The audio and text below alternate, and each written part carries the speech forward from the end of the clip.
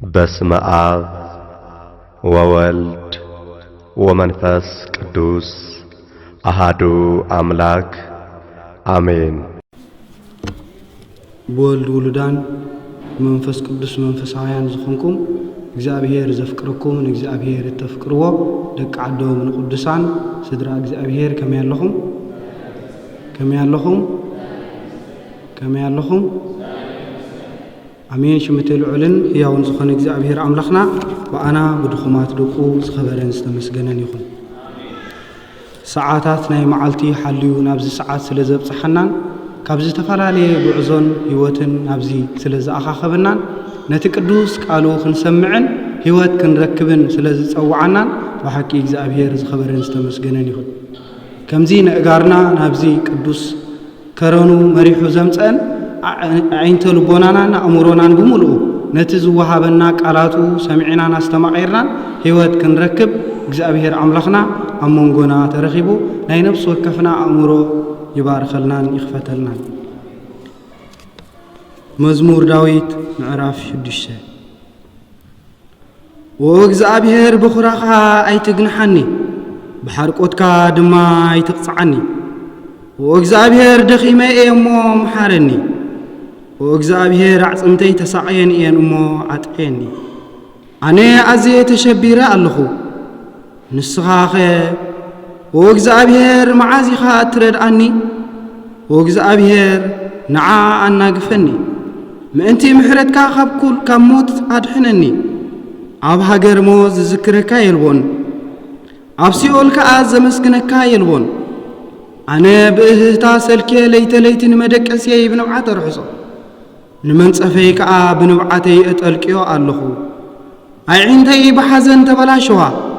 ብሰሪ ኩሎም ተጻረርተይ ደኽማ ኣለዋ እግዚአብሔር ንድምፂ ብኽያተይ ሰሚዕዎ እዩ እሞ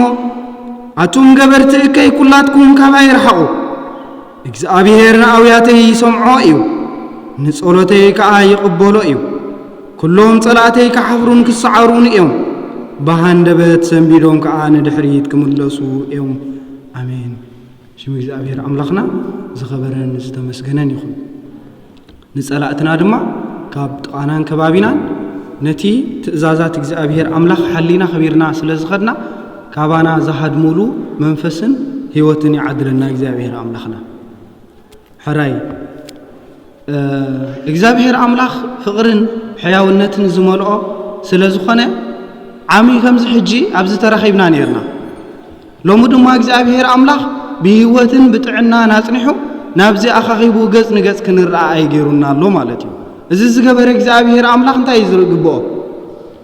ምስጋና እዩ ዝግብኦ። ስለዚ ናይ ብሓቂ እግዚአብሔር አምላኽ ብምሉእ ልብና ኸነመስግኖ ይግባአና እዩ። ምክንያቱ ዓሚ ከምዚ ሕጂ ብፍላይ ዞም ኣብዚ ዝነበርና ሰባት ዓሚ ከምዚ ሕጂ ኣብ ቤቱ ነርና ሓቂ ልክዕ ሕጂ ድማ ኣብ ቤቱ ኣለና ዓመት ሙሉእ ዝገበርናዮ ስራሕ ዝፈጸምናዮ ሓጢአትን ተግባርን መቸም ክቁፀር ኣይክእልን እዩ። ሓቂ ሰናይ ነገር ምተረኸቦ ኢልና ንሓስብ ፍጹም ወላ ሓንቲ ሰናይ ኣይምረኸብና ኣለዎ ንዝተጓዓዝናዮ ጉዕዞ ናይ እግዚአብሔር አምላኽ ምሕረት ናይ እግዚአብሔር አምላኽ ለውሃት ናይ እግዚአብሔር አምላኽ ሕያውነትን ፍቕርን መወዳእታ የብሉና ኣሕዋተይ። እዚ ኩሉ በደልን ፈጺምና እንዳሃለና እዚ ኩሉ ሓጢአት ጌርና እንዳሃለና እዚ ኩሉ ኣብ ቅድሚኡ ደስ ዘየብል ነገር ዘይብልና ክነስና እግዚአብሔር ስለ ዘፍቅረና ካብቲ ዘለና ሓጢአት እውን ገና ክንስሕን ናብኡ ክንቀርብን ደቁ ክንከውንን ይደልየና ስለ ዘሎ ሎሚ ናብ ቤቱ ምፂና ማለት እዩ። ምስጋናን ክብርን ኣምልኾን ንዑ ይኹን ንልብናን ኣእምሮናን ሕልናናን ከፊቱ ድማ ነቲ ቅዱስ ቃሉ ክንሰምዕ እግዚአብሔር ይደግፈና። ዓሚ ከምዚ ሕጅን ሎምን ክሪኦ ከለኹ ሎሚ ብጣዕሚ ውሒድና ኣለና ናይ ብሓቂ ዝነግረኩም ዘለኹ እዚ ጉባኤስ ቁሩብ ውሕድ ኢሉ ኣሎ ሕጂ ካብ ናይ ዓሚ ክሪኦ ከለኹ ምናልባት ግን ብልቢ እንድሕር ንሰሚዕናየን እግዚአብሔር ካብቶም ናይ ዓሚ ሎሚ ንበዝሕ ክንከውን ንኽእል ኢና። ምክንያቱ እግዚአብሔር አምላኽ ብኣካል ዝስዕብዎ ዘይኮነ ብመንፈስ ዝስዕብዎ እዩ ዝደሊ ሓቂ እግዚአብሔር ከምኡ እዩ። እግዚአብሔር አምላኽ ጎይታናን አምላኽናን መድሓኒናን ኢየሱስ ክርስቶስ ብኣካለ ስጋ መጺኡ ኣብዚ ምድሪ እዚ ኣብ ዝነበረሉ ክሰብኽ ከሎ ክንደይ ዝኣክል ህዝቢ ሰሚዕዎ ቁፅሪ ዘይብሉ እዩ ሓቂ أمنا قطر زي بلو حزبي كان موتات كتنسق كله حمومات كفوس كله كزارب كله كبارخ كله كله خقبر كله قطري ألبوز خون حزبي انتا يقبروا نيرو يسمعوا نيرو أما داتا جن ناب سمايات كعرق كله اتهم نايك زابير سدرا تبايلهم ستطوعوا خندي نيرو كندي نيرو 120 حاجة أتحساسي بنا يفلت رزي أملاح كل زخل بأكال سجات جليس ومسؤول من نهال لوسي كابزون كلهم عشان أخلو وكاب بقطر نيريوسي أبتي نتي زنبرا قرب زخنا وحدات مجبي باريخون كلهم أبز مجبل خندي سوقت نيروم يزول لعلهم مش عندي سوقت رأي يزولكم قولنا نستنكيت أبتبسي لعلهم مش زخونو أبو نيروم سوقت رأي يبل زقرم نجري حكي كابز كله نجرجن كابزون كلهم تأكيبهم زنبرو أحزاب سني 120 زأخلو تراي نايك زابير سدراخ بحالو خلو كتحساس بنا يقبوئي سلازين من تأيز قال زوم تأذر لخو أبيت زابير أملاخ بزيحي ناي قطري حد خلت تهيلكا متصاب زي كونه نيك زابير أملاخ زسمع ناي بحكي نيك زابير زقلقل زقزع زسجد زملخ لبخ بنا ينا خلو منو زلنا بزحنا يكونن مالتي لإግዚአብሔር አምላክ ነሶም አብዝ ዘለና ብምልአት ደቁ ክንከውን መንፈስ ይልአኸልና ለማ አንተ ተዋሂብና ዘሎ ርእስ ትምህርት እንታይ ዝብል አብዝ ቅድሜና ኣሎ ቅዱስ ሐዋርያ ያዕቆብ ዝበሎ ዝመሃርና ቃል እዩ እቲ ቃል ከምብቦ እምባርሲና አምላክ ተገዝእዎ ንዲያብሎስ ግና ተጻረርዎ ንሱ ኸዓ ካባኻትኩም ካህድም እዩ ንአምላክ ቅረብዎ ንሱ እውን ክቀርበኩም እዩ አቱም ሓጣና አዳውኩም አጽሪዩ أتوم سبكل التلبون لبخم أنتوه حزنون بحيون بخيون سحقكم نابخيات حقوسكمون ناب حزن لو يلوت أبكين ميجز أبيهر تحت بلو نسوون العل كبلوكم يوم أمين نزيك آلزي زمهارنا نزيك آلزي تحيف زقدفلنا قدوس حواريا يا إيقوبي قدوس حواريا يا إيقوب هذا خبتم 10 تخلت حواريات سخونة ودي زبدي وس نيوحانس حوز خونه مالتي بحنسب لنا اب حواريات كل تخلت تحوات نيرو من يوم بيتروسن منن ابيت نبي بيتروس حومني اندرياس فرحكم ماريهم اجهم ابتم 10 تخلت حواريات احوات زخون خلت نيرو توم حدا بيتروسن اندرياسن يوم توم كلتا دما يوحنسن يعقوبن دق زبديوس مالتي احواتهم دق حنتي ابون دق حدبون دق حنت دن مالتي سلازي نزي قال زي صحيفو زغدفلنا قدوس حواريا من يعقوب مالتي قدوس حواريا يعقوب اتي كل غزي غويتانا املاحنا مدحانينا يسوع كريستوس كاب قدوسان حواريات قلل يلو ابز صليولو زنبره يكون ابز خونه غعزو قلل يلو كاب حواريات فلي بزبل ملእክት خيب كله زصوعهم حواريات ثلاثه نيرو من يوم ጴጥሮስ ዮሐንስ ያዕቆብም ጴጥሮስ ዮሐንስ ያዕቆብ እንዳበለ ይጽውዖም ነይሩ ኣብ ዝኾነ ግዜ ማለት እዩ ስለዚህ ወትሩ ሳዕ ካብ ጎይታ ተፈልዩ ዘይፈልጥ ምስ ጎይታ ምንባር ምስ እግዚአብሔር ምህላው ንእግዚአብሔር ምስዓብ ንእግዚአብሔር ምምላኽ ንእግዚአብሔር ምእዛዝ ኣብ እግዚአብሔር ምህላው እንታይ ምዃኑ ዝጣዓመን ዘሰማቐረን ዝረአየን ዝዳሰሰን ቅዱስ ሐዋርያ ጎይታናን አምላኽናን መድኃኒናን ኢየሱስ ክርስቶስ ኣብቲ ደብረ ታቦር ዝተባሃለ እምባ ኸይዱ ነቲ ስጋዊ ለቢስዎ ዝነበረ ስጋ ናብ ኣምላኻዊ ባህሪ ብርሃናዊ ክቕየር ኣብ ዓምደ ደመና ክጉልበብ ከሎ ዝረአየ ያዕቆብ ሐዋርያ ሓደ ካብቶም 3 ሐዋርያ ዝነበሩ እዩ ማለት እዩ ስለዚ እዚ ቅዱስ ሐዋርያ እዚ ንዓና ዝመሃረና ትምህርቲ ሙሉእ ክርስቲያናዊ ህይወት ከመይ ጌርና ምስ ፈጣሪና ክንነብር ከም ዘሎናን ናብ እግዚአብሔር አምላኽና ንኸይንቐርብ ካብ እግዚአብሔር አምላኽና ጸጋን በረኸትን ንኸይንቕበል ምስ እግዚአብሔር አምላኽና ንኸይንነብር ንዝፃረነና ጸላኢና ከመይ ጌርና ክንከላኸሎ ከም ዝግባአናን ኣዕሙቕ ኣቢሉ ዝመሃረና ቅዱስ ሐዋርያ ናይ ሐዋርያ ያዕቆብ መልእኽቱ ሓፃርያ እዘን ጽሒፍዎን ዘሎ መልእኽትታቱ 5 ምዕራፍ እየ 5 ግን ሙሉእ ዝኾነ ክርስቲያናዊ ህይወትና نيجزابير أملاخنا بخمي زبالة منبر كنا نلخون كنا نزازون كنا خبرون كنا نزلون مان زقل صاين نتي صلاينا زخونا ديابلوس دما بخمي زبالة منبر كنا نتعررو خمزلنا بخمي زبالة منبر كاب قانان كبابنا كنا الحقوق خمزقبانا عمق أبيرو زمهارنا قدوس هوارياي برغة رديئة مسكولاتنا يخو نايب حقي محصنكم نزانا يأيقوب زسردلنا ملأختي معالتاوي ختم بوا حانتو معالتي بلوكم من زلهم معالتاوي أبيوتكم حتى أريا حموشة معرف ترين حموشة قطس عينة منو كريستياناوي وطنا كيف قارتنا معالتاوي نزيان انتنبيبنا مش اكزابير كما يزبل منبارك هلونا خمس غير بعلنا خمقمقموينا كم أسايمن تحسكم سي معالتاوي ختم بوا فتنيهم كلمة صحف قدوس وانا خي قنصلكم مرء هوت مش اكزابير منبار زنقر قدوس قالي نايب حقي نزات قصزيا كم تيما وي مريح نايز غواعي غيرهم كمرصوا اكزابير املاح كما يامرو مابري يلو منا بولك يقني يعني سلمتاي خوم يلك انت يلكم ني نتنا حموش معرفاتون بمول انا بزات قصزيا انت تاميرن زلوا بمول انا حنت خي غدفا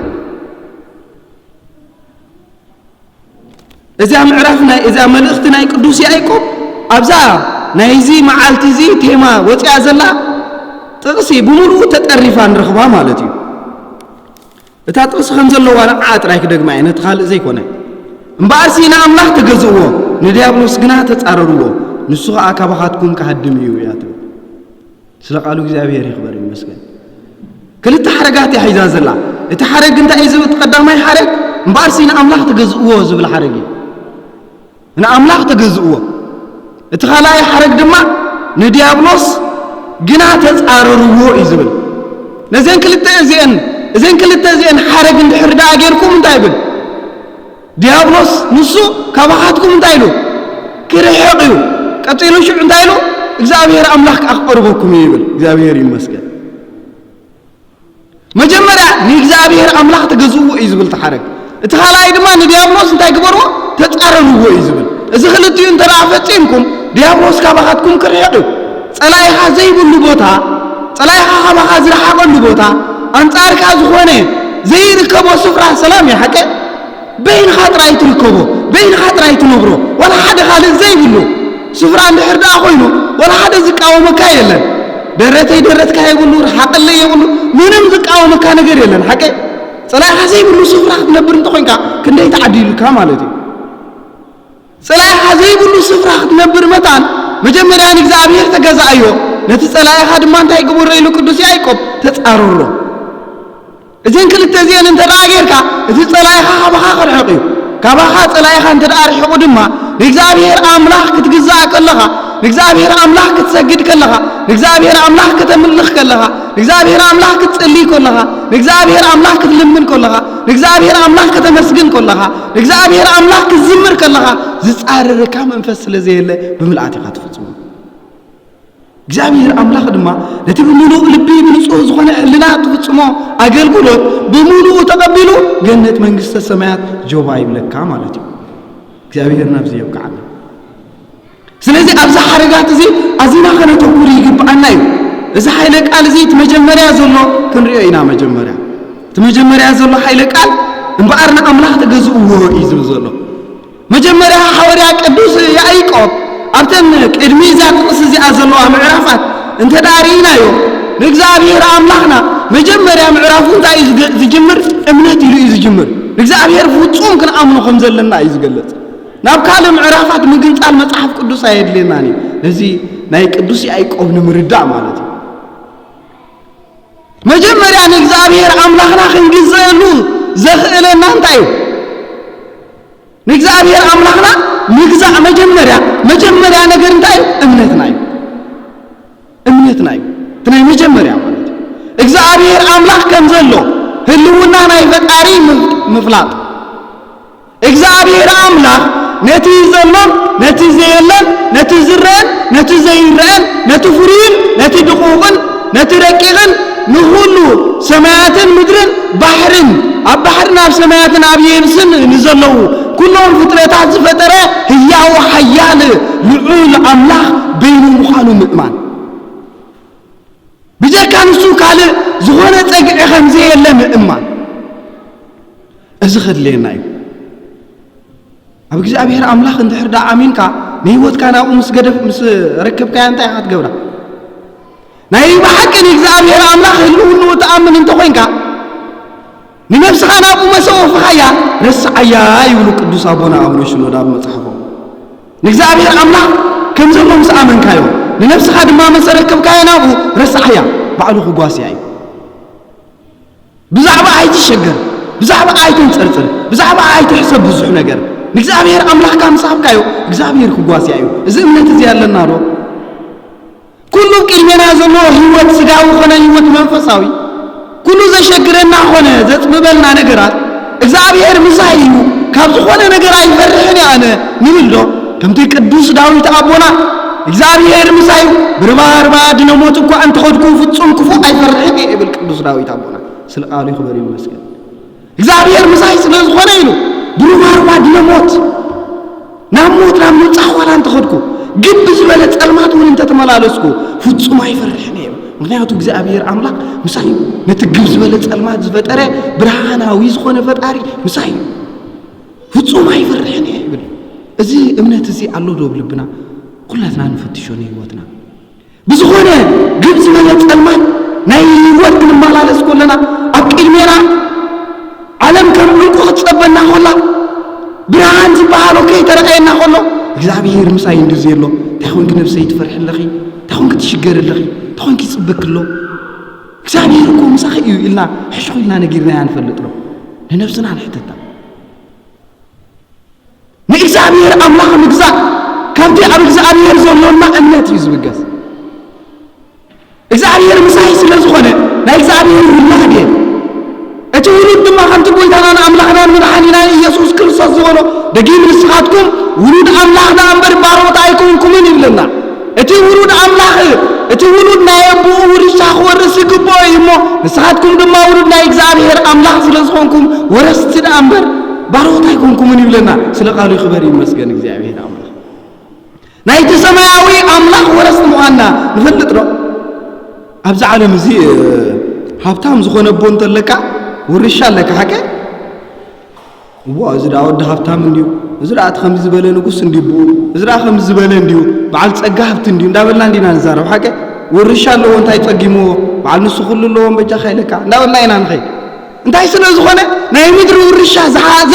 አቦ ስለ ዝጸንሖም ምድራዊ ሃብቲ ዝደለበ አቦ ስለ ዘለዎ ሓደ ሰብ ምድራዊ ሃብቲ ዝደለበ ጸጋ ናይ ምድሪ ዘለዎ ናይ ስጋ በረኸት ዝበዝሓሉ ወላዲ እንተዳሃልዎ ወራሲ ናይ ውርሻ ናይ አቦኡ ስለ ዝኾነ ብዙሕ ነገር ኣይጽግሞን እንዳበልና ንዛረብ ንሕና እውን ከምኡ እንተደኣ ሃልይና ምንም ጽኽፍ ኣይብለናን ይዎ ኣብቲ ህይወትና ጉዕዞ ማለት እዩ ወዲ ድኻ እንተኾይኑ ግን እንታይ እዩ ዝገብር ኣነ ዳሞ መንደሎኒ ኣነ ዳሞ ኩላ ካብ ጽፍረይ እንድያ ናበይ ገጸይ ክድቅስ ናበይ ገጸይ እንዳበለ እንታይ ይገብር ፍሓጠርጠር እዩ ዝብል ሓቀይ ንሕና ድማ እግዚአብሔር አምላክ እቲ ሁሉ ዝኽእል እግዚአብሔር አምላክ እቲ ሁሉ ዝፈጠረ እግዚአብሔር አምላክ እቲ ንሰማይን ንምድርን ብዘይ ዓንዲ ዘርጊሑ ደው አቢልዎን ዘሎ አምላክና አቦና ስለ ዝኾነ ኣብ ሰማያት እትነብር እንታይ ንብል አቦና ኣብ ሰማያት እትነብር አቦና ወረስኻ ኢና ንሕና ኢና ንብሎ ዘለና ናይ እዚ ፈጣሪ ኩሉ ዝኾነ አምላክ ውሉድ እንተደኣ ኮይና ስለምንታይ ኣብዚ ዓለም እዚ ይጸበና ስለምንታይ ንሽገር ስለምንታይ ንንጽርጽር ወዲ ሃብታም ዶ ዓቕሉ ይጸቦ እዩ ሃብታም አቦ እኳ እዩ ዘለና ኩሉ ዘለዎ ኩሉ ዝኽእል ስለዚ ንእግዚአብሔር ምግዛእ ማለት መጀመርያ ንእግዚአብሔር አምላክ ብዘሎና እምነት ዘይናቃነቕን ሙርትዓትን ሓያላትን ምዃን ማለት እዩ ከምቲ ቅዱስ ዳዊት ዝበሎ ብግብ ዝበለ ጸልማት ዋላ እንተ ተመላለስካ እግዚአብሔር ምሳኻ ከም ዘሎ ምእማን አምላክ ምሳና እንተ ዘይነብር ነይሩ ይብል እግዚአብሔር ቅዱስ ዳዊት ንእግዚአብሔር ክጽውዕ ከሎ አምላክ ምሳና እንተ ዘይነብር ነይሩ እቶም ጸላእትና አሕዛብ ምተላዕሉ ብልዕለና እሞ እንታይ ኢሉ ምሎም ሶስና ነይሮም أملاك مسانا سلزخنا جن أيدهم سوسنا نالونا እግዚአብሔር ይመስገን ስለዚህ ምንና እግዚአብሔር ሙኻና ተአሚንና አምላክና ኩሉ ዝኽእል ፈጣሪ ሙኻኑ ንዑኡ ንበይኑ ይእማን እግዚአብሔር አምላክ እታ ናይ መጀመሪያ ትእዛዝ ካብተን 10 እንታይ ኢሉ ይህቡ እንታይ አትብል አቤት حراي تخاليتي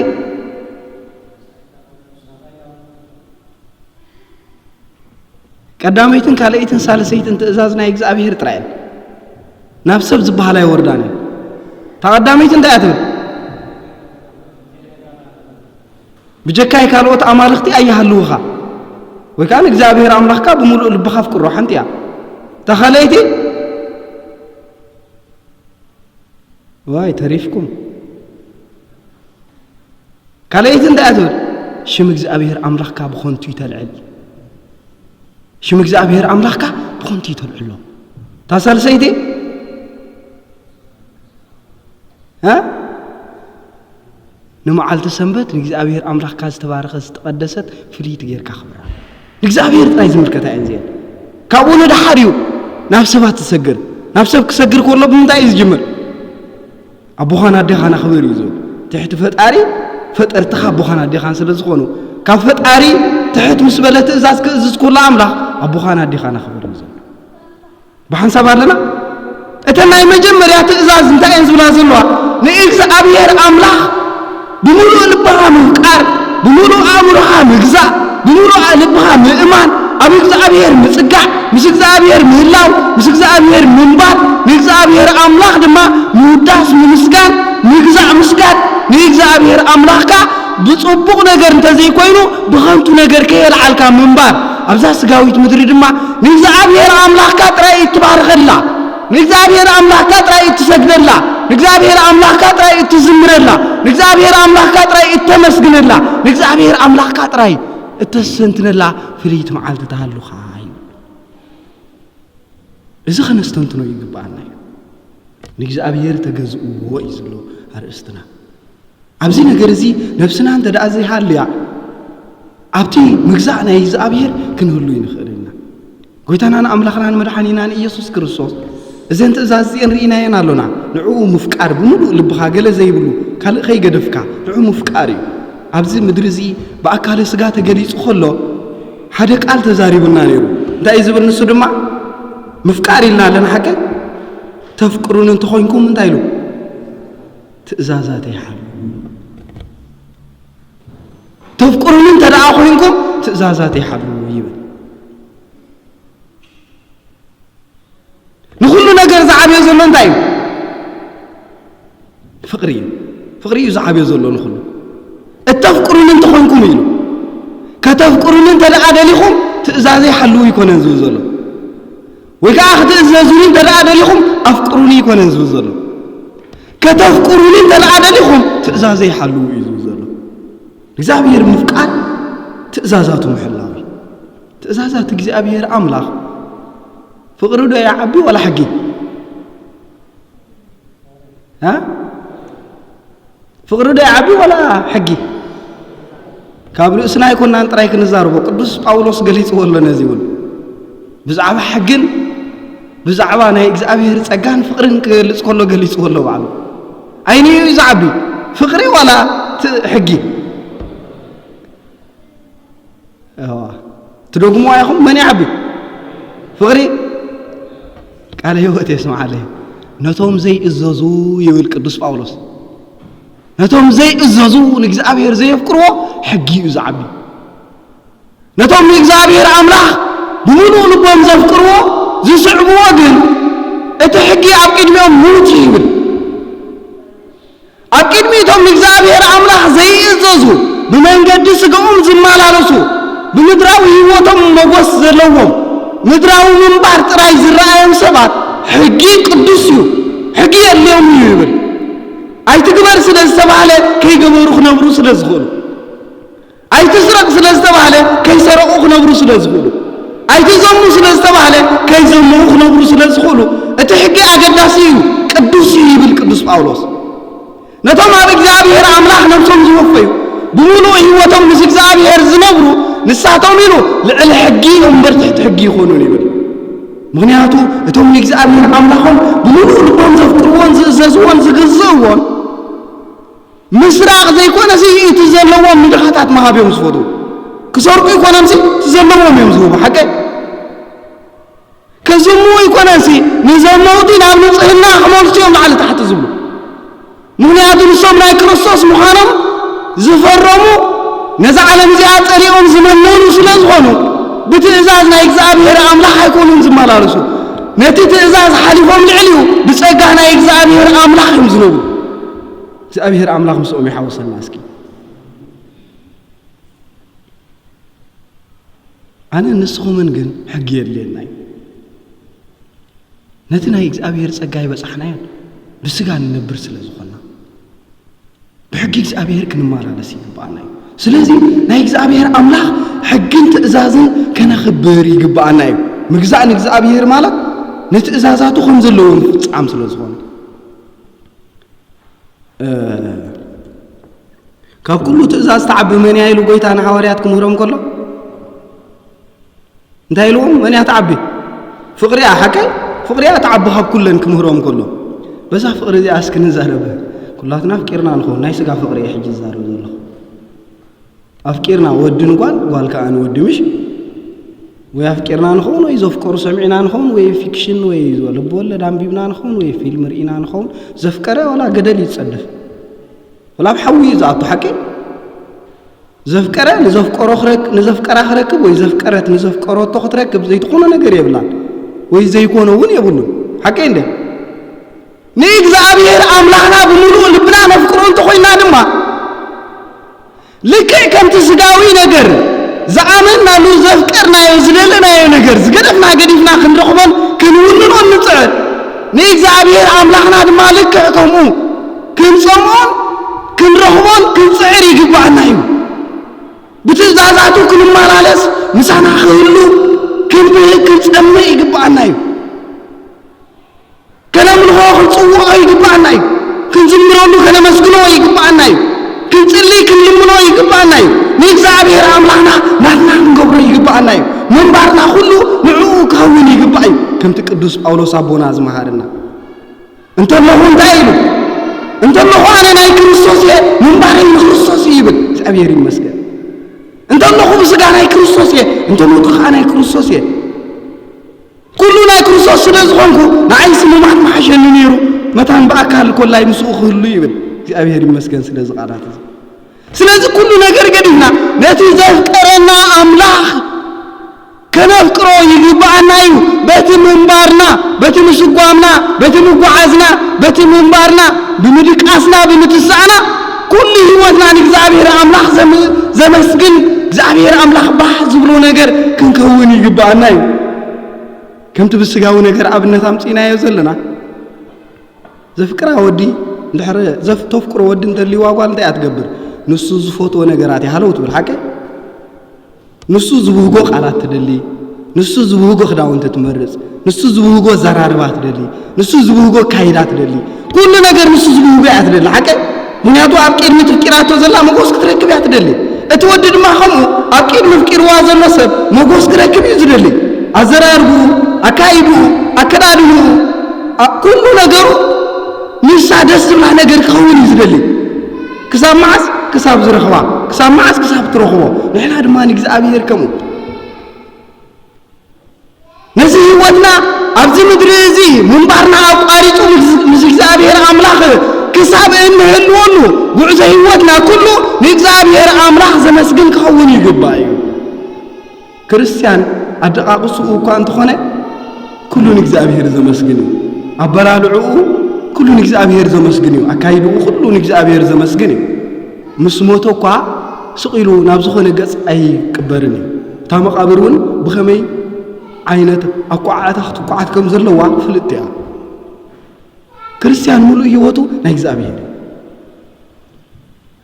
ስለዚ በቲ ኩሉ ህይወትና ንእግዚአብሔር አምላኽ ከነምልኾ ክንግዝኦ ይግባአና እዩ ከምቲ ንሱ ዝብህጎ ህይወት ክንነብር ይግባአና እዩ ኣብ ዝሃሉና ንሃሉ ብዘይ ይገድስ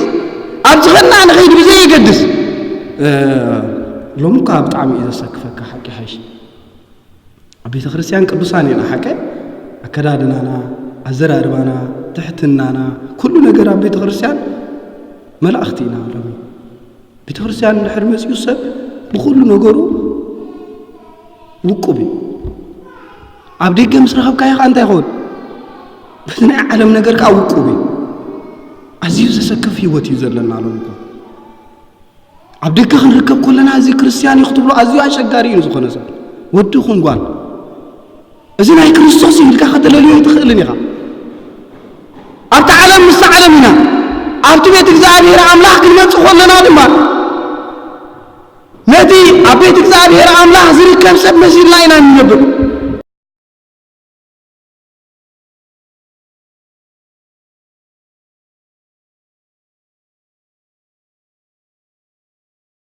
أبي كم زلون كمي كم زنسرحن زقبر أملاح نعو كانت تعرضوا أي كان ناني سلزي تمنبارنا بإخزابير زقزاق خويني قبوي بحنساب دوللا نازيون كمي زبالة جيرنا خنبرو خمزلنا قدوسي أيكو بابز معراف زي قلي يصولنا له بمولو سلازخوانا نازي معراف زي دقاقي منا ننبوبوز بلوكم زلهم بتحتنا بتعقسي بلوهات بحياونات بصولات بأمنات بيصوم بكل ነገር እግዚአብሔር አምላክ ከመዝሙሩ ሰባት ክንከውን ከምዘለና ካብታ መጀመሪያ ምዕራፍ ጀምሩ ክሳብ መወዳታ ገልጽዎሉ በእንቆት ክንርዶ ይግባና እዚ ሁሉ ጊዜ ንማሃሮ ትምህርት ስለዝኾነ ማለት ነው ስለዚህ እቲ መጀመሪያ እምነትና እቲ ኻላይ ድማ ፍቅርና ኣብ እግዚአብሔር ዘለውና አብይ ይኸውን ይግባው እቲ ሳልሳይ ድማ መንባርና ማለት ነው منبارنا كلنا إخزابير كون خير يقبوا نتي ناي سماء أبوهم زمسكون وبمن تأملنا لو مسحف قدسنا سبعة سنين ناي سماء أبوهم كمسكون وهم زبلنا بمن تأي أبيت عون ولا جنا أبيت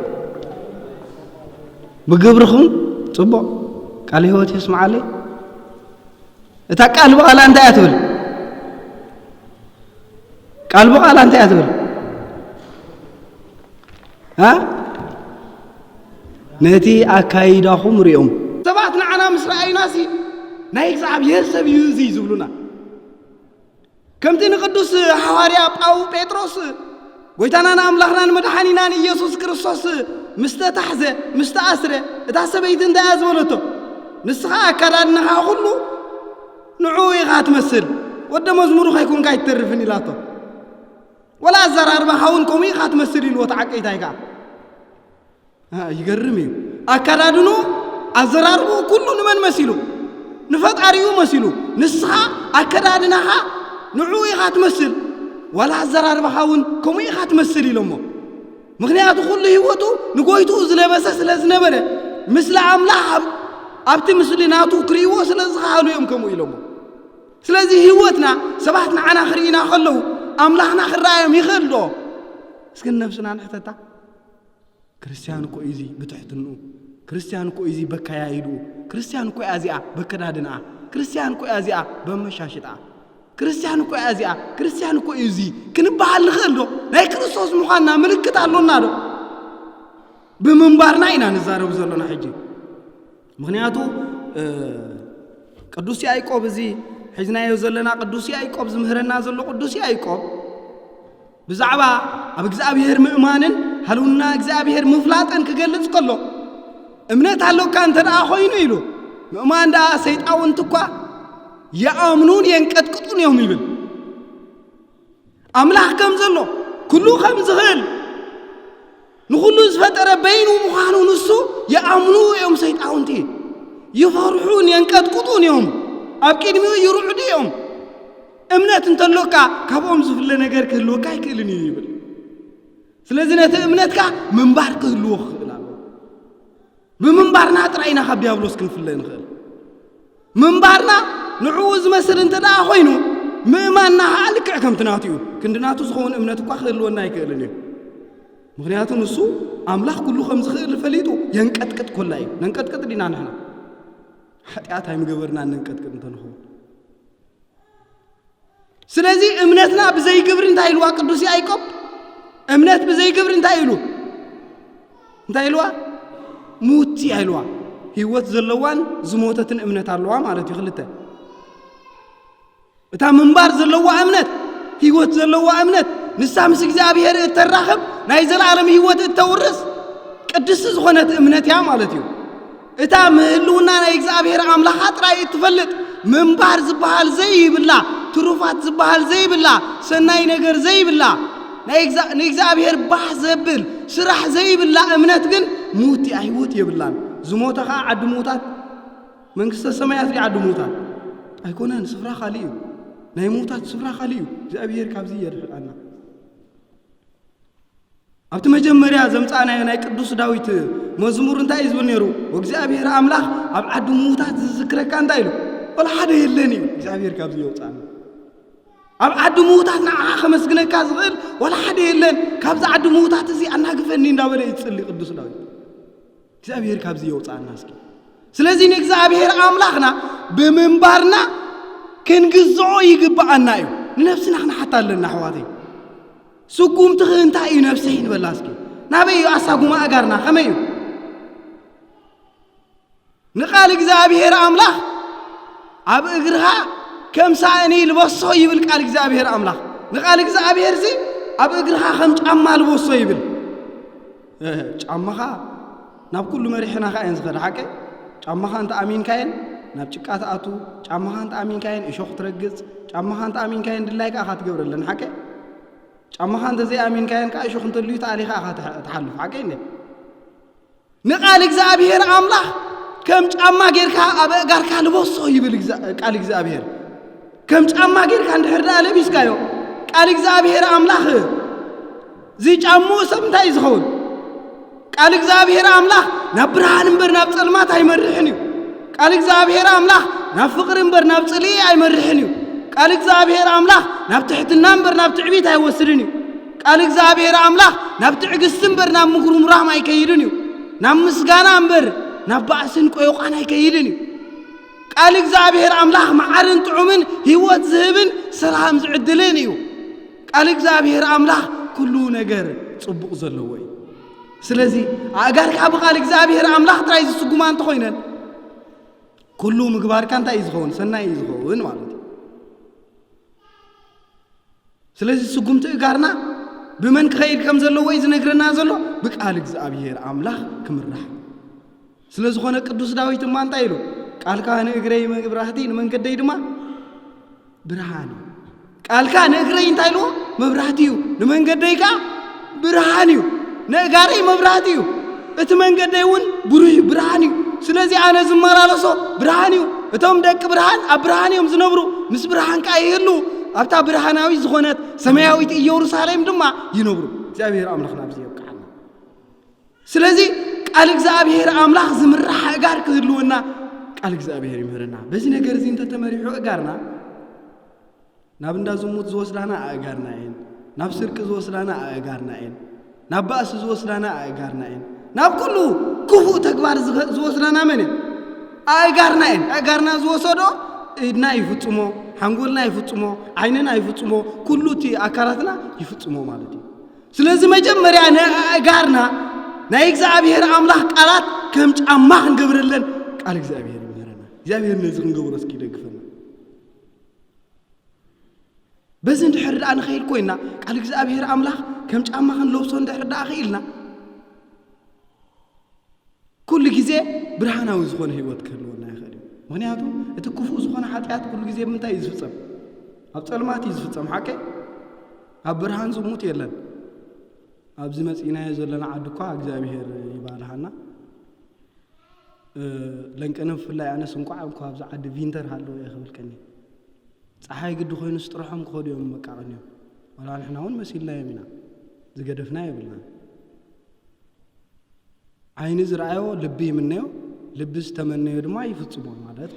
ካብ እግዚአብሔር ቃ ትርሕቕ ማለት እዩ እቲ ሓጢኣት ዝፍጸም በቶም ህዋሳትና ገይሩ እዩ ባህል ኣይኮነን ሓቀ ናይ ስምዒት ህዋሳት ኣለውና እዞም ህዋሳት እዚኦም ምርኣይ ምስማዕ ምስትምቓር ምድህሳስ እዚኦም እዮም ሓቀ عيني زرعيه وانت يقبر نحنقول عيني نحنقول انت يبلو حنتي عراقوتا زخونت قال يرئي له خيلو ينبرو حنقول كا تقداديمو نتي عراقوت كتقمولو زدل اكلات كم زنقاقح يغبرو تئزازي محلالف اب حاتيات نودو اذني كفو ነገር تسمع كفو ነገር مسمعت نحنقول تنغرو حنقول دما انا اكلات መልእክቲ ይሰደሉ ከምዚ ነገር ዝበለ በእዝን ቢሉ መጽይሎ ይሉ ይነግሮ እቲ አካላት ድማ አብ ኃጢአት ይነበር ኩሉ ንፍጽሞ ኃጢአት በሙሉ በተህዋሳትና ቢሉ ዝመጽ ነገር ስለዚህ ነጋርና በቃል እግዚአብሔር ነዓይንትና ብርሃንና ናይ እግዚአብሔር ቃል ነዳውና ዕየን ናይ እግዚአብሔር ቃል ኩሉ መንባርና ብናይ እግዚአብሔር ቃል ዝተመርሐን ተኮይኑ እግዚአብሔር ክንግዞ ቀሊል ነገር ይሆንና ማለት በዚ ነገር እዚ ክንነብር እግዚአብሔር ቅዱስ መንፈስ ይላኻልና እስኪ አብስን ድሕርዳ ሃሊና እግዚአብሔር ክንግዞኦ ንኽእልና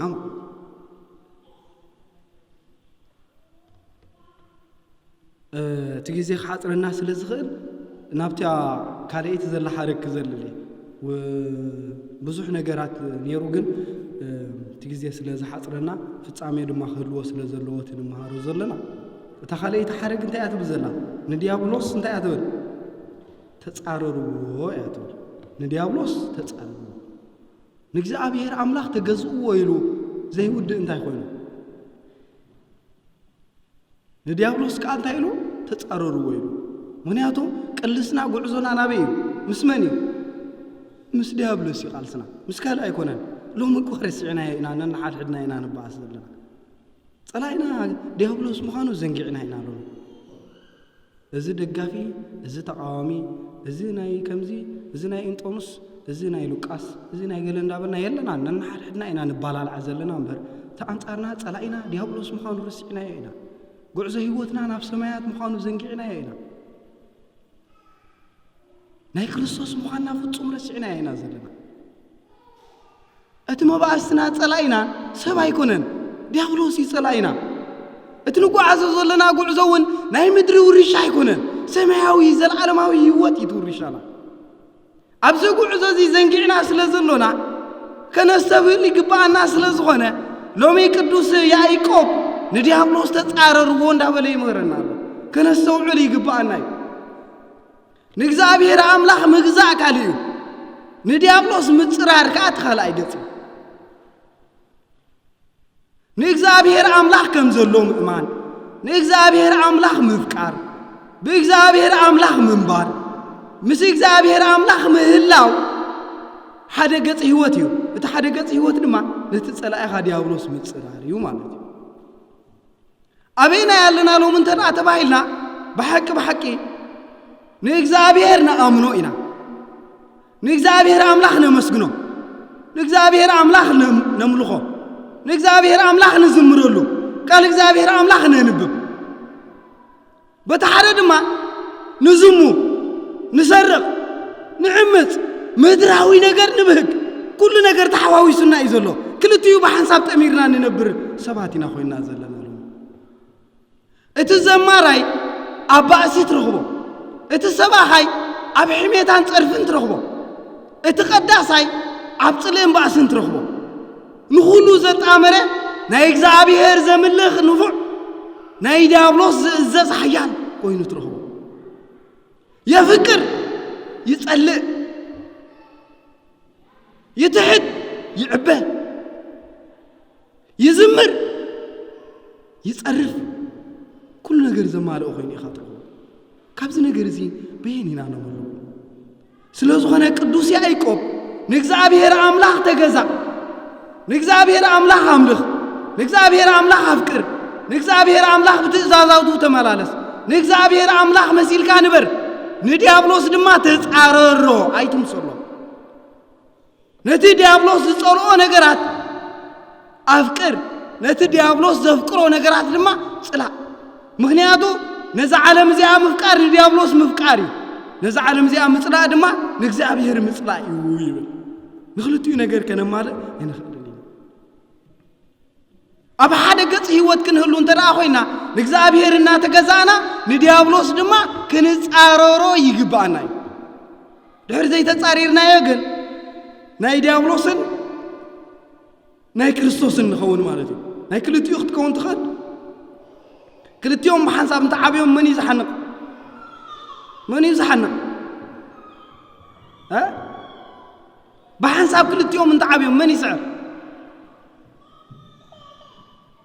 من يسعر كلتيوم بحنساب تعابيهم تقدس دي السعر ولا ترخص ها أي نفرح جونا قال እግዚአብሔር ዝማሃርና ነገር እቶም አቤት እግዚአብሔር አምላክ ዝማላለሱ ቃል እግዚአብሔር አምላክ ዝሰምዑ በሓደ ግራት ገይሩ መስሉ ምይሩናሉ ሐቀ እቲ መጀመሪያ አከውሕ ዝተዘርአ ዳሕር ድማ ቁሩብ ሳዕርብ ዘለዎ ዝተዘርአ ቁሩባ ሓመድ ኣብ ዘለዎ ዝተዘርአ ብታሕት ግን ከውሕ ዝኾነ እቲ ሳልሳይ ግን ኣብ ምንታይ ኢሉ እሸኹ ዘለዎ በሓንሳብ ይዓቢ መወዳእቱ ድማ እንታይ ዝብል እቲ እሸኹ ሓኒቑ ፍረ ከም ዘይገብር ይገብሮ እዩ ዝብል እግዚአብሔር ካብ ዘየና ግፈና በሓንሳብ ክልተ ነገራት ሒዝና እንተዳ ኸይድና እቲ ቅዱስ ክስዕሮ እዩ ኸይንብል እንዳዘሞና ነመስግን እንዳጸለና ንጻረፍ ኩሉ ነገራት ንፍጽም እንተዳ ኾይና ኣብ መወዳእቱ እቲ ቅዱስ ነገር ክስዕረለ እዩ ኸይንብል እቲ ርኹስ ነገር ሓኒቑ እዩ ዝሕዞ ፍረ ዘይብሉ ድማ ይገብሮ እዩ እግዚአብሔር ካብ ዘየና ግፈና ነዚ ክልተ ነገር እዚ ሓዋዊስና ንነብር ስለ ዘሎና ንዲያብሎስ ኣይንጻረሮን ዘሎ ቅዱስ ጳውሎስ አቦና ነዚ ትምህርት እዚ ምሂሩና ኣሎ እንታይ ኢሉ ምሂሩና ኣሎ ቅልስና እንታይ ኢሉ ኣብ ኤፌሶን ምዕራፍ 6 እቲ ቃል ከም ብበልኩም የመታን ገለ ኸይነብድለሉ ከም ዘለዎ መታን ከነንብቦ ከም ብበልኩም እቲ ቅልስና ምስ ሰባት ዘይኮነ مسمن كم زخنن كميز عينتهم سبات كنكون كم زلنا قدوس باولوس أبونا عم عرف شو ديشه فقد عسرته نسب إفسون عم زصحفو ملأختو كم زيلو له بزترف الصحواتي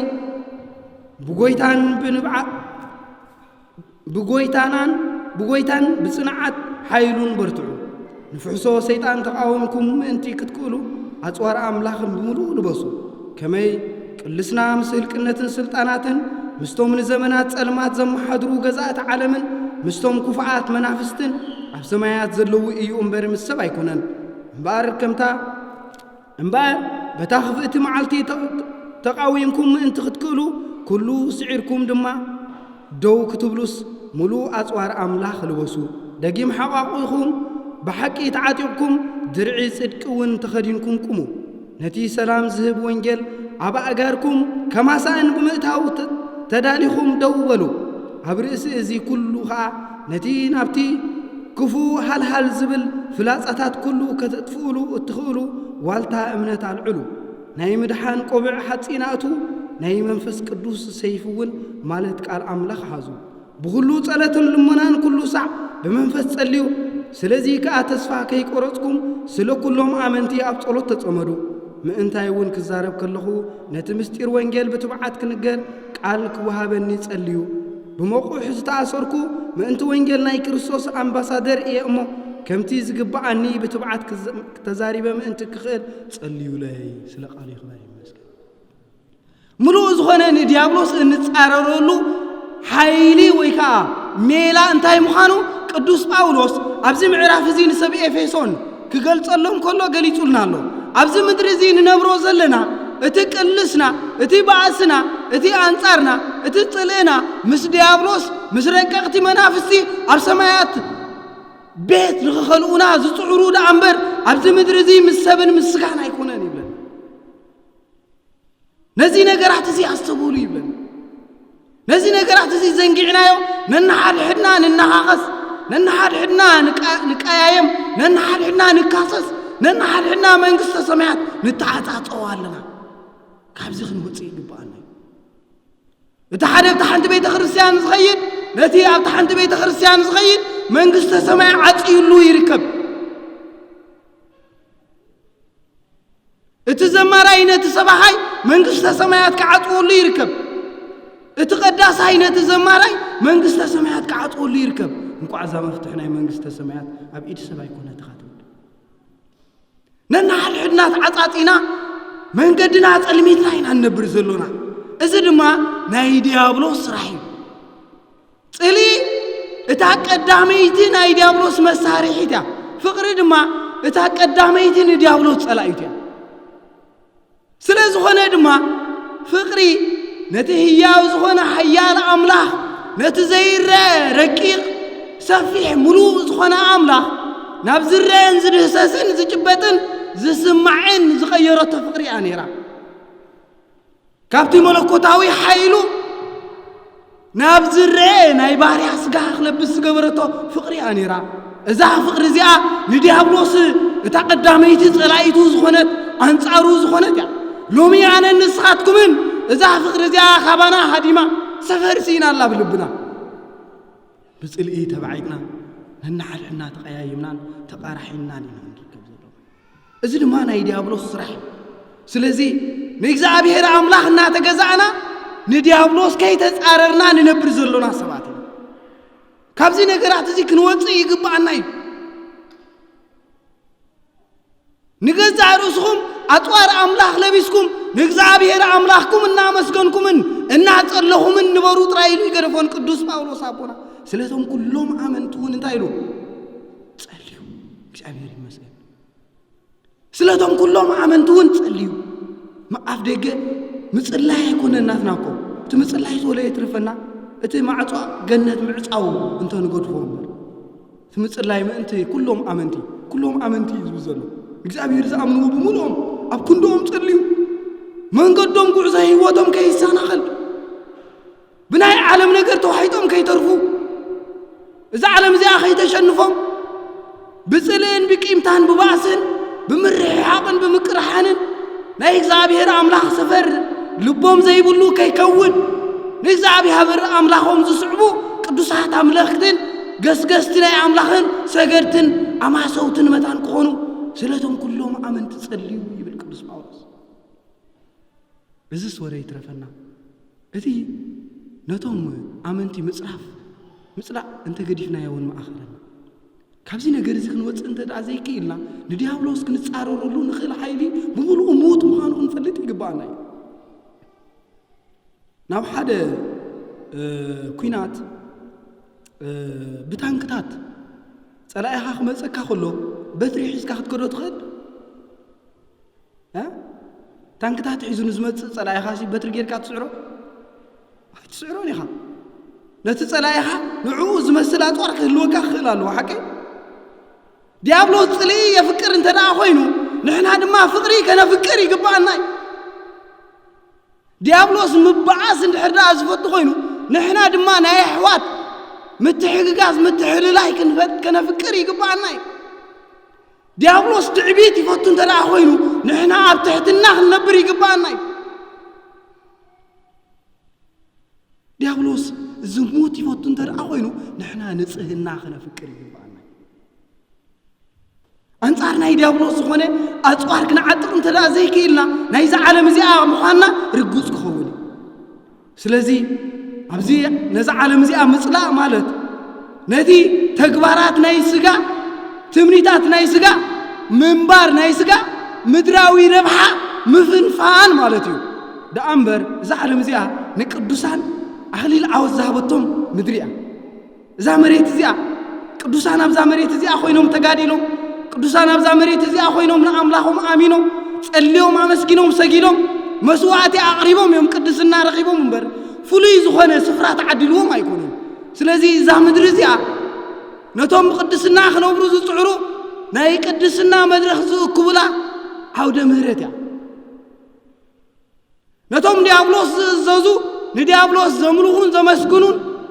نديابلوس زسغدون بديابلوساوي ناي شيطان كفو نغرات اندانبرو زنبرون دما ناي منግስተ ሰማያት مفتاح معصوي ناي جهنم اسات دما مفتاح مخفتيتيا ማለት ስለዚህ እቲ መንባር አባናይ بيزابير أملاخنا ناتجزانا نتي أنصارنا زخونة ديابلوس نتا سماويت يروساليم كي نورس زعقتنا دما كنصاررو يغبانا يو بمنتاي بصلوت بمنتاي بمصوات بمنتاي بسجدت بمنتاي بفقري بحاليوت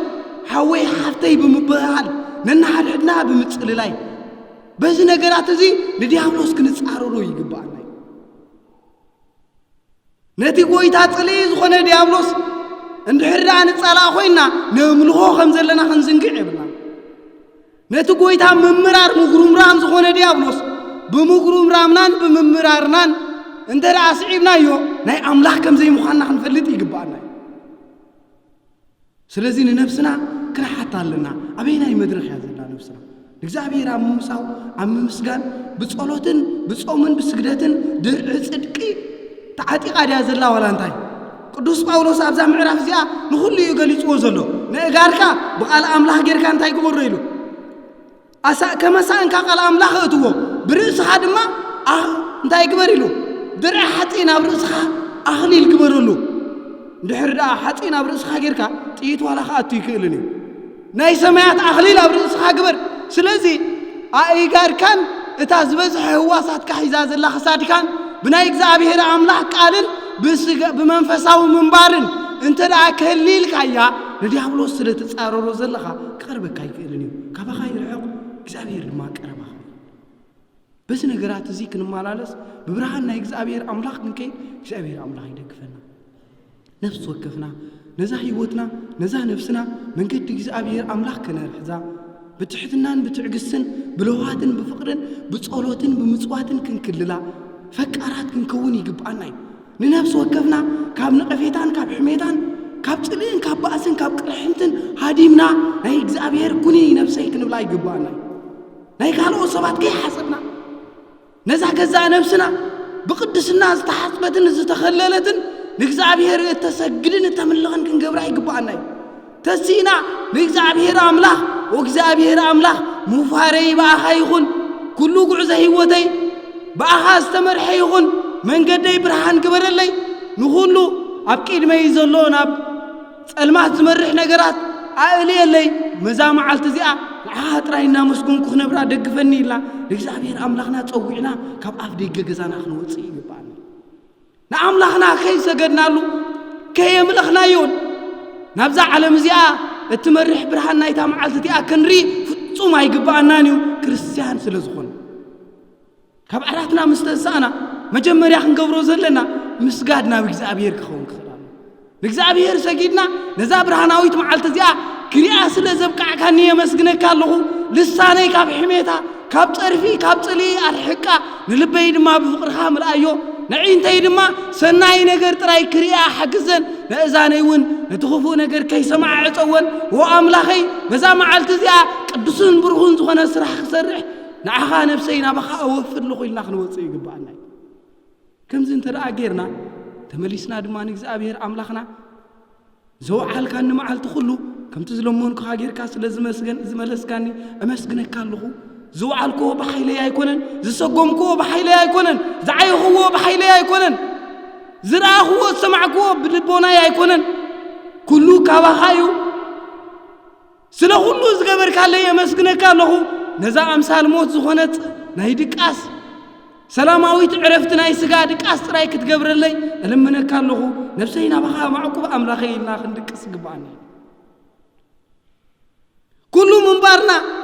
مش እግዚአብሔር ክኸውን ይግባው ነዚ ከይገበርና ድሌት ጥራይ እንተዳ ኾይና ቅዱስ ያዕቆብ ሐዋርያ እንታይ ኢሉ እቲ እምነት ዘለዎ ድሌት ዘለዎ ባህጊ ዘለዎ ምንባር ግና ዘይብሉ ሰብ ንሱ ከምቲ ካብ ገዙ ክወፅእ ከሎ ምስያት ርዩ ዝወፅእ ሰብ ኣይ ዝመስል እዩ ካብ ገዛና ክንወፅእ ከለና ምስያት ከይራይ ዝወፅእ ኣለና ዲ يبلنا انجلينا كم زغما ينتخونكم بوحدو فرق ساعات قلقينا نود بوحدو يسغما صغري كما يالا عيني كما يالو كل نغرات كما يالو لنا كدادناي وي زخدان زي استتصلياتني وي زانا اذني طلطلس قيرالني كل نغرات رينا ينا نوص حقه تصبابيقنا مسوصانا انت عين مسلالنا نريو عين ذكرونينا ابتا مسيات مسرانا يا نفسنا أبتلي كم سكرنا ولا حنتيني ذكرنا أنت كم نمثل قال እግዚአብሔር አምላክ ሰሚዑ ዘይ ተግብሮ ዘይ ነብሮ ዘይ ህሎ ምስ አምላኹ ዘይ ነብር ሰብ መንባር ክርስቲያናዊ ህይወት ዘይ ብሉ ሰብ ነትምስያት ዝርኢ ሰባይ ዝመስል ኢሉ እግዚአብሔር ካብ ዝየና ግፈና ስለዚህ ህይወትና ክርስቲያን ሙኻና ብልሳና ዘይኮነ بسقومت أجارنان بعيو أيداونان بأكدادنان علبابسانان بأزرار بانان أكيدانان كله عند بدنا نكريستوس مسكري وتكلوا النعلو بصلاتن بفقرين كنبر كنكرا ناي كل سب قديفنا ننفسنا أزين اللامدا عملوه እግዚአብሔር ጸሎት ስግደት ጾም ብሕት ዝበለ ገዛኻ አጢ خمس እግዚአብሔር ጥራይ ምዝራብ ሰላም አውዕለኒ ኢልካ ምስኡ ተማኺርካ ምኻድ ሰላም ዘውዓልካ ኒልካ ምስኡ ተማኺርካ ምድቃስ ህይወትካ ሁሉ ለእግዚአብሔር ምምዕቋብ ኣብ ስራሕካ ኾነ ብትምህርትኻ ለእግዚአብሔር ምዝካር እዚ ክህልወና ይግባእ እዚ ክንገብሮ እንተደኣ ዘይክኢልና ለእግዚአብሔር ኣይምልኽናዮም ንዲያብሎስ ኣይተጻረርናዮም ዲያብሎስ ካባና ኣይርሕቕን እግዚአብሔር አምላኽ እዩ ካባና ዝርሕቕ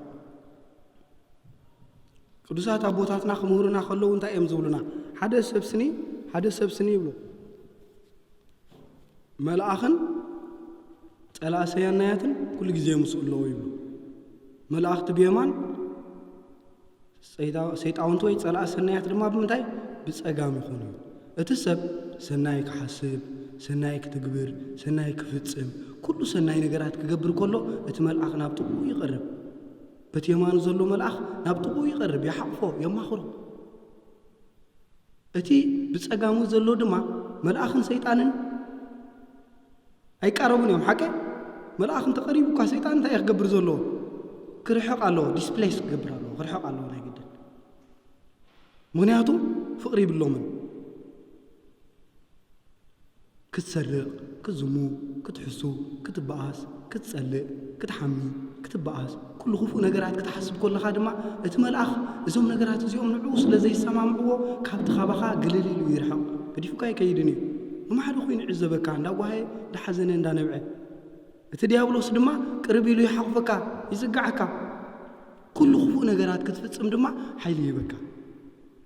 ስለዚ ነዚ ነገራት እዚ መታና ሰቢልና ክንክእል ኩሉ ግዜ ናይ እግዚአብሔር አምላኽ ደቂ ክንከውን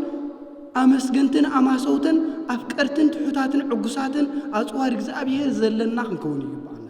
በዚ ነገራት እዚ ክንነብር እንተኽኢልና እግዚአብሔር እንተ አመስግናዮ በዚ ነገር እዚ ንሕና ናይ እግዚአብሔር ኢና እግዚአብሔር ውናትና እዩ ወረስትና አምላኽ ኢና ባሮት ኣይኮንናን ስለዝኾነ ቅዱስ ጳውሎስ እንታይ ይሉና ኣሎ ደቂ ዓዶም ንቅዱሳት ስድራ አምላኽ ይኹን እዚ ቃል እዚ ይምልከተና እዩ ማለት በዚ ነገር እዚ ንኽንነብር እግዚአብሔር ይደግፈና